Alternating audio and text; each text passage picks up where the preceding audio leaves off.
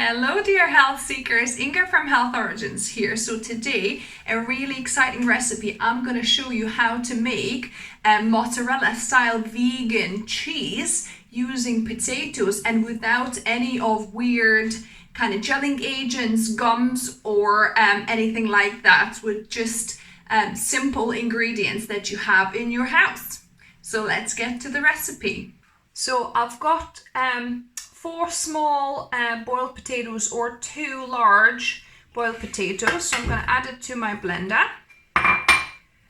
Then for our kind of fat content, we've got half a cup of coconut cream. So this is at the top of coconut milk tin. So about half a cup.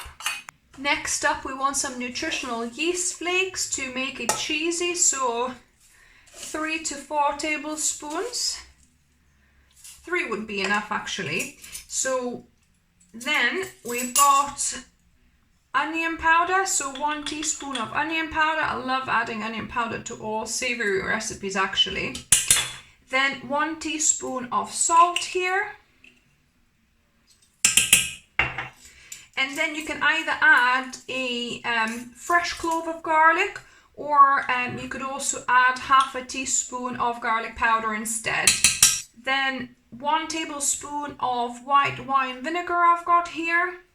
You could use apple cider vinegar as well, but then you might want to put 1.5 tablespoons.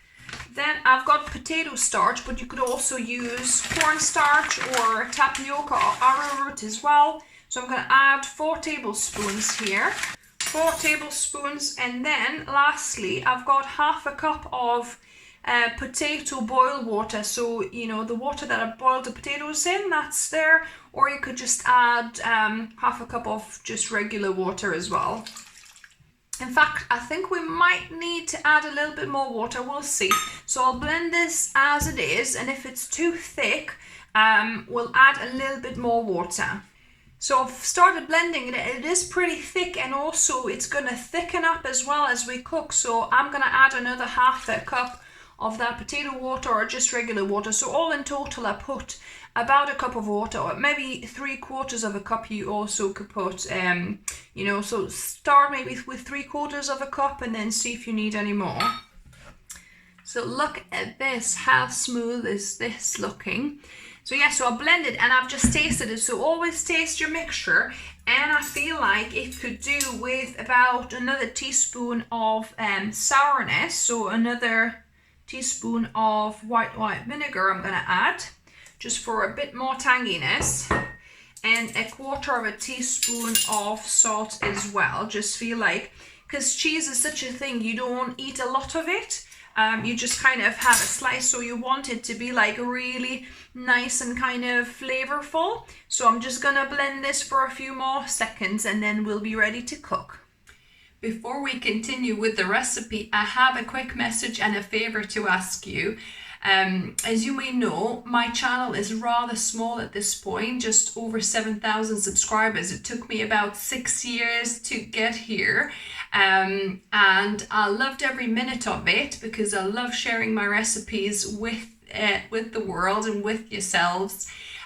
However, you know, at this point I'm barely getting anything from YouTube, and I would love to dedicate more time, and in fact I would love to do this full time for you guys.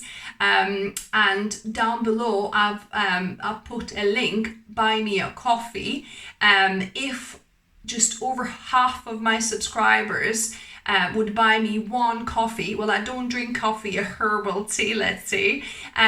You know, if over half of my subscribers bought me 1 tea once a year, that would enable me to work for you full time and produce more you know, plant-based recipes for you guys. So yeah, so if you enjoy my recipes, find them helpful, I really would appreciate your you know, donation on the link below. And if not, if you can't afford at this point, I understand. Just sharing and liking my videos and commenting as well.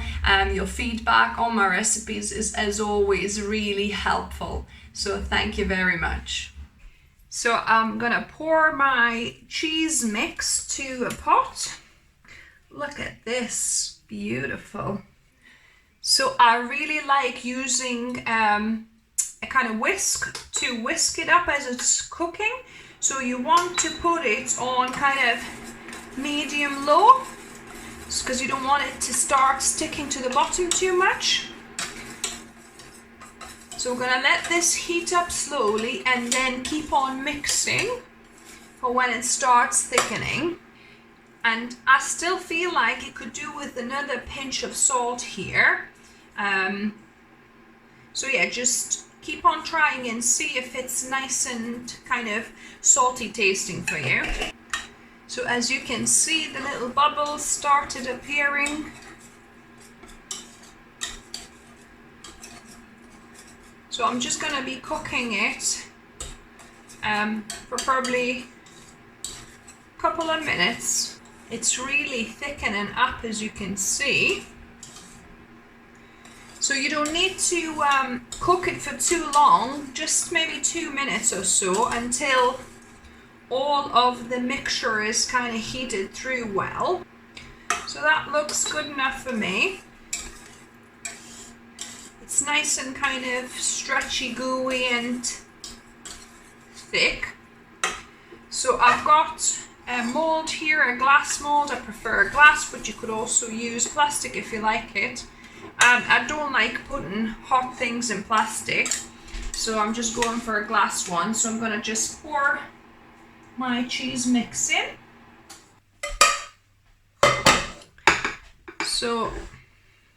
So kind of jiggle it about, let it even it out, and then leave it at room temperature to cool fully, and then it will go into the fridge overnight as well, because this cheese really needs to set for quite a while and in the fridge as well. So I think, you know, let it cool down, put it in the fridge overnight, and then the next day you can try it. My potato cheese has set in the fridge for 24 hours. So let's have a look. So I'm gonna just invert it over onto my chopping board. Just pry it from the sides a little bit. You might want to gently just encourage it just by starting at one end to kind of peel it off. So there we go. So this is our cheese. So the longer you cure it in the fridge, the more solid it gets. But let's check this out. So at the minute, it's kind of like a soft mozzarella type cheese, but like I said, if you leave it for a day or two more, it actually firms up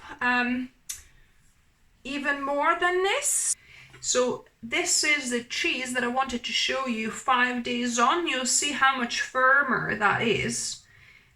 So if I slice it, and it's definitely much firmer, and it really melts quite well. I've used it on a pizza, and it was really nicely kind of melting, a nice kind of gooey texture, if you like. So yeah, so it definitely firms up after about 3 days or so in the fridge, and you know, it lasted about, I think, 5-6 days so far. So I'm certain it'll be fine for about a week in the fridge.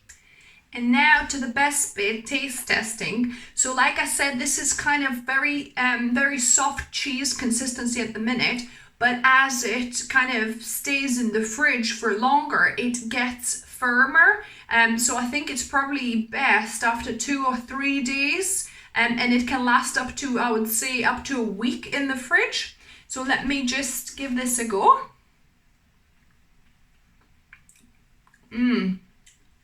Oh wow.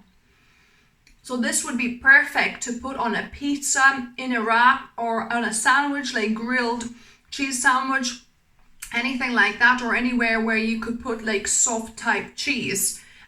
Really delicious, guys. So yeah, so if you try this, experiment with different starches, experiment with cornstarch, experiment with potato starch, and see which one you prefer. And let me know what you thought of it. If you try it, give me a thumbs up if you like the video. If you're new, welcome to the channel, and subscribe for more delicious vegan recipes. I try and upload 1 or 2 recipes for you every week. And as always, remember, food is fuel, so be mindful of what you put in your body. Until next time.